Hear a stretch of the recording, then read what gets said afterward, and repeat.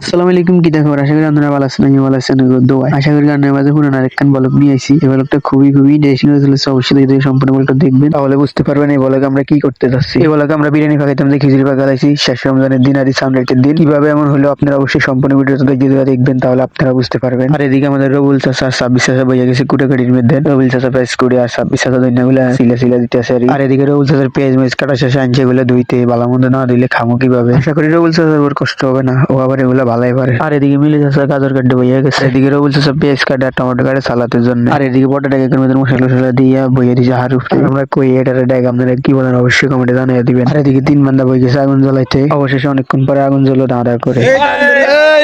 খেলা শুরু।